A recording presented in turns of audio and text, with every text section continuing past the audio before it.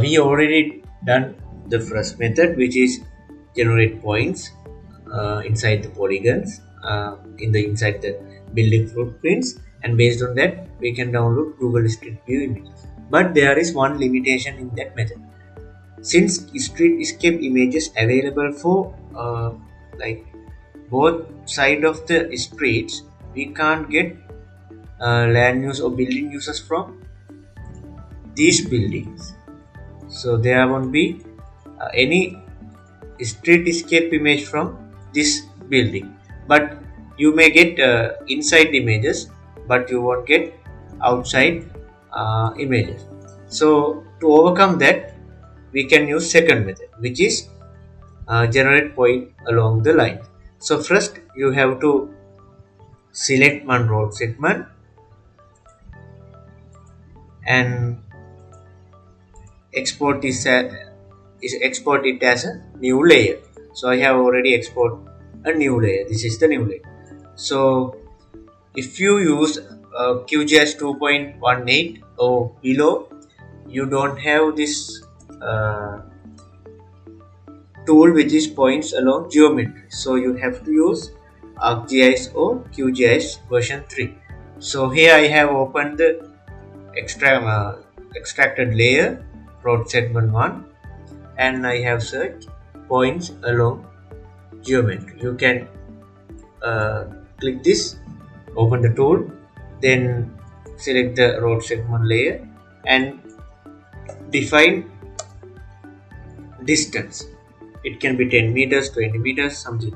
I just take 20 meters. Run. So you will get points along the line in 20 meters interval. So if you don't have QGIS 3, you can also use ArcGIS. This is a paid version. The tool is generate points along lines. See, this is the tool. So likewise, you can define the meters distance. So once you once you prepare this point layer, you can generate coordinates. Like before, you can add coordinates to the points. So this is the layer and save as point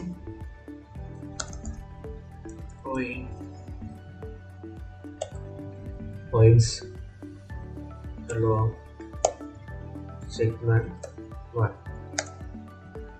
Run. Right, done.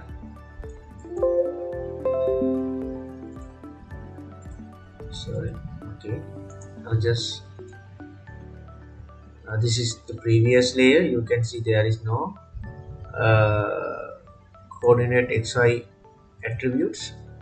Just layer, add vector layer, and browse to the file, which is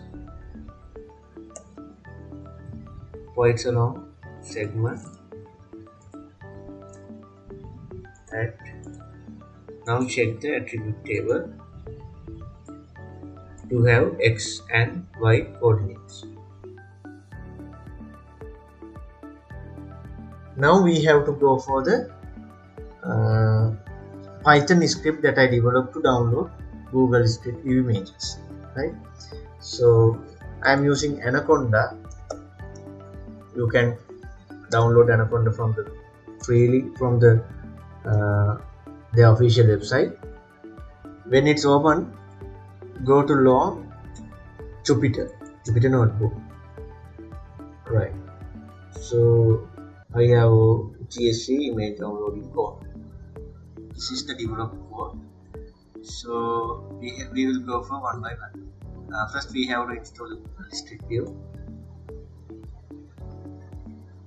It will take few seconds to install it. Okay. You may need to restart the kernel to use updated package. You can restart kernel from here. then import API, all things. Alright, so this is the downloading code.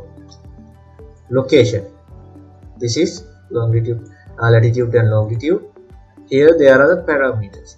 Image size will be 600 and 300. The location is defined here. Then heading, page, all the things you can see. Google Street View image parameters, you can read on that. Then this is the API key, right? So I will run this for an example. Right, status okay, latitude, longitude, and no ID. So I'm going to just go back to downloads. See, this is the image that I got from that coordinate. So then import pandas. So right, so this particular segment for downloading image from Google Street View. Here I have developed another couple of codes to extract that coordinates from the Excel file. So here you can place your Excel file location, see, within the brackets, then the Excel sheet name, then latitude, longitude. Just run this. Right, see, these are the coordinates. So you can go for this. Make sure when you download set of images, always follow the pattern. You have to stop from this here, because latitude, this is the latitude of last segment, then this is the longitude. So likewise you can download, copy it and paste it here, right? Then you can change the heading, pitch, all things based on the image output and run. Right, once you downloaded all the images, you can come to the image processing module. Right, I will give a brief description about this code set. So I have run this through Google Colabs because, as I already told you, the performance of the module will depend on the computer performance. So I use this Google Colabs because it supposed us to run this code through their server, so it will take less time than your computer. So first I install all the you have to install all the relevant libraries, then Google Street View Image API and all the data.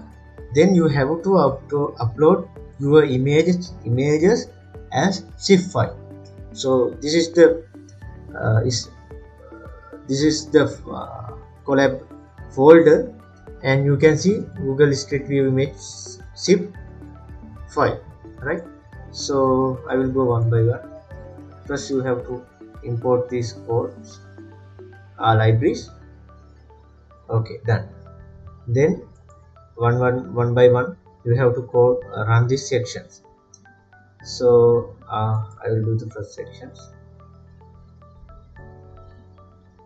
It will ask for the authentication key. You have to click on this link and it will direct you to direct you to the Google account that you are using this under Google Colabs. Just copy the authentication key and paste and hit enter. Okay, now it will read the zip file. Then once it done, unzip the zip file. So it has unzipped. Then see, this is these are regarding the model training section. So here these code are not required to you because already I have trained this model. So I will explain this just this section. So when we import an image, the neural network need to understand the object from that image. So it will change the rotation and alignments and extract the features from different angles. So you know that based on that it will learn features and object from the image, right? So this is the neural network coding, right? This is the neural network architecture according to this model. See, okay. So epoch. The epoch mean how many times do you need to run the dataset through your neural network. Okay, so here I have limited it to 50. Last time when I run it, I have limited it to 50. So it's something like that. You have to always play with the number and get maximum accuracy by the according to the epoch. So if you increase the number of epoch, it will overfit to the dataset. It means the model will only identify the data from the images from the given dataset. So you have to always play with this epoch number because based on the accuracy. If you increase this epoch, model will overfit to that dataset. If you lower this number, model will not able to identify objects from the given dataset. So you have to play with this epoch. Once your accuracy is become significant, set the epoch number and train. It will take few sorry, I didn't run this above codes, that's why this error came. So you have to run the old codes one by one, and here it will show the model accuracy and all the sort of things. Then again here we can input our testing data. In your case, you can download Google Street View images for particular study area. Then you can zip them and upload it to Google Drive and change the name according to the folder name. When you train this, you have to go through all these sections and upload your file and rename it like test, or you can rename that and rename this folder according to your folder name.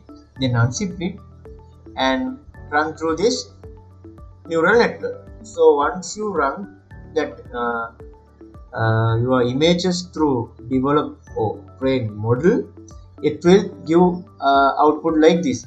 This image is X present commercial and Y present residential. So this is a sample image and this is the result I got. This image is 99.77% commercial and 2.3% residential, right? So likewise it will give it will understand, it will predict the land use from the given dataset. So finally you can export this result as a CSV file. This is the result file we got from the analysis. I have downloaded, so we can download it. When you open it, it will show like this, prediction values and final prediction. So we don't need these columns, therefore we remove that. So we have only object ID, we can rename this and file name prediction, right? So we are going to save this in our working folder, sample data. So I will save this as street escape result left. I will tell you why I put left. So I have already told you, when we download Google Street Image, we have to give this heading, pitch, FOV values. So we need to download Street Escape images for both sides, right? So you have to run this program 2 times.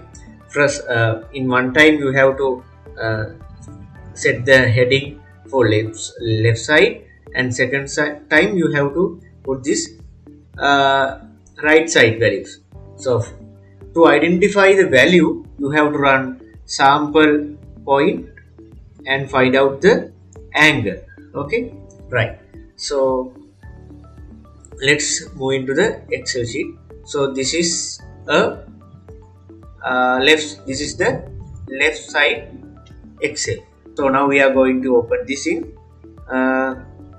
QGIS. Right. So now we can see our segment, road segment. I will remove this. So our road segment and the point layer. So point along line. So open the attribute table, find out the column. So we have to join this table with the Excel result. So we will use object ID in this attribute table and make sure to rename that first column. This one. So I will rename this as OBJ. Okay, again save. So go to add vector layer, browse to the folder, and this is the file and open it. So it will open as attribute table. Now you can join this layer using this point layer. So go to properties, open properties, right click on the layer and go to properties and go to join. Then click here plus mark, then define the layer.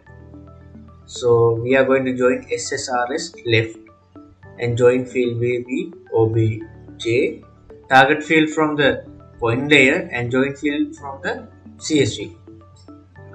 Join custom, right? Okay, apply. So go to right click on, go to properties. So see, we have new two columns regarding Google Street View image number and the predicted land use. So now you can visualize this point layer using different color themes. So go to style, categorized, go to prediction, specify, right? Specify like this. So see, right. So we have land use information for left side of this road segment. So you have to export this as a new layer, call it as LU left point. Okay, so and again you have to run this for right side. Okay, first you have to download right side images, then you have to run the CNN network, then get the output CSV file. So then prepare the Excel sheet as a CSV and open it in QGIS and join with the new point layer. So you can right click on this and save as and change the name as right. Once you run this to entire area, you can make land use based on the dominant character. So as an example, so in this particular block, the dominant class is commercial, right? So we can make a new layer, create layer, new shapefile layer and polygon, SRC EPSG 4326, which is WGS84. Then name, first field is land use, text data, add to list. Okay, we can LU block, right? So then right click, toggle editing. Now you have editing tools here. So now we can make a polygon for this block. So I don't have information from this road segment and this road segment, but as an example I will prepare a block and ID will be 1, land use is just for okay, right? See, likewise you can do this for the entire area. To create entire land use map, you have to run this to each road segment where you need to find the land use, and make sure to determine the uh, distance between points. So we took 100 meters and you can take it as 20 meters. As I remember, we took I don't remember this, 50 meters, right? 50 meters. You can choose 25 or 100 or 10 meters, and depend on your time and depend on your how much detail you need, you can change it the distance. And finally, you can prepare a land use map using this uh, extracted information. So we have OSM layers and land use from the neural network, and finally you can use this point information from the OSM data. So go to open attribute table and see. So if you want to categorize them, you can categorize them as commercial or administrative blocks. So I will, as an example, I will do for bank, POC, HNB, NSP, so People's Bank, right? So close it. See, so this block, same block, you can have a new block as bank. It's depend on how much detail you need to visualize from your land use map. So that's it. I hope you all understand this process. So let me summarize the tutorial. In practical session, we learned how to extract features from OSM. In order to that, we extracted transportation layers, land cover layers, PUI data, and building footprint. So we used OpenLayers plugin, and there are other plugins as well that you can use to download OSM data. Then we select a road segment and generate points along that road segment, and download Google Street images based on the point coordinates, right? So once you download that Google Street images to one side, you have to run this through the neural network, right? So then we got the result sheet, then we import it into the QGIS and join the that CSV table with the point layer table, right? Then based on the dominant factor, you can make the polygons, otherwise land covers or land uses, based on the blocks, right? Based on the purpose, you can go different classes of land use, right? So finally, we can make land use maps using this technology. So comparing to the field survey method, this is bit technical, you know, it has some technical stuff, but with the time and the cost, this is very effective, right? So I hope you all understand this tutorial, and thank you very much.